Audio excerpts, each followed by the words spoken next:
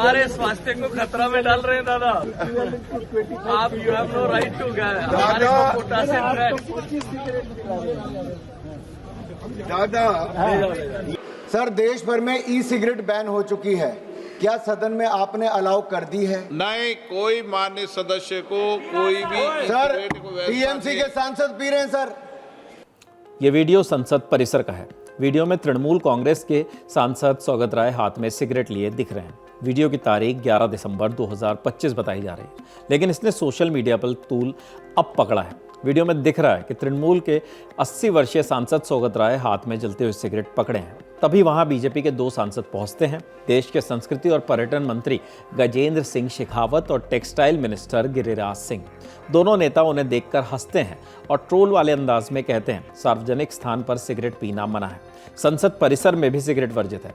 आप अपने स्वास्थ्य को खतरे में डाल रहे हैं, लेकिन साथ में हमारे स्वास्थ्य को भी खतरे में डाल रहे हैं। सौगत राय सिगरेट को हाथ से पीछे छुपाते हैं और वहां से हट जाते हैं। ये वीडियो ऐसे समय में वायरल हो रहा है जब 11 दिसंबर 2025 को ही संसद के शीतकालीन सत्र के प्रश्नकाल में बीजेपी के सांसद अनुराग ठाकुर ने आरोप लगाया कि टीएमसी के एक सांसद संसद के भीतर ई सिगरेट पी रहे थे।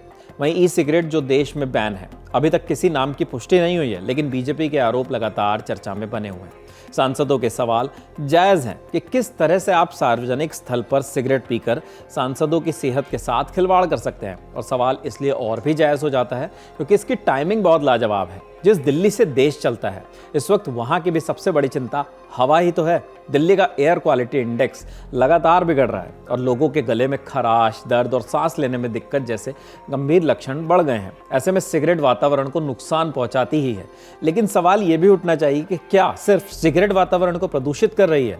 आपको बता दें कि डॉक्टरों के मुताबिक AQI अगर 100 से ऊपर जाए तो बच्चे, बुजुर्ग और सांस की समस्या वाले लोगों के लिए खतरनाक होता है। उन्हें बाहर ना निकलने की सलाह दी जाती है। लेकिन जिस वक्त ये वीडियो रिकॉर्ड किया जा रहा है, उस वक्त दिल्ली NCR का AQI 390 के आसपास है। मतलब एक सिगरेट ना पीने वाले व्यक्ति के अंदर भी दिन की 20 से 30 सिगरेट का धुआं जा ही रहा है। अब आप सोचिए कि जो लोग रोज मजबूरी में बाहर निकलते हैं, ये हवा उनके शरीर के साथ क्या कर रही होगी। इन सब के बीच ये याद रखना भी जरूरी है कि दिल्ली में इस वक्त तथाकथित ट्रिपल इंजन सरकार भी है। चुनावों से पहले सरकारें वादे करती हैं, सत्ता में आते ही दिल्ली की हवा सुधर जाएगी। ऐसे वादे पिछले कितने ही सालों में कितनी ही सरकारों ने दिल्ली से किए हैं। कूड़े के पहाड़ घटा दिए जाएंगे, लेकिन साल 2025 या साल दर साल हर साल हवा की हालत बद से बदतर होती जा रही है।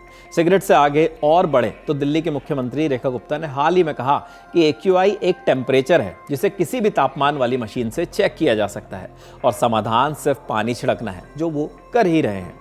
उधर देश के पर्यावरण मंत्री भूपेंद्र यादव ने 11 दिसंबर को संसद में दावा कर दिया कि 2025 में दिल्ली का AQI कभी 450 के पार नहीं गया।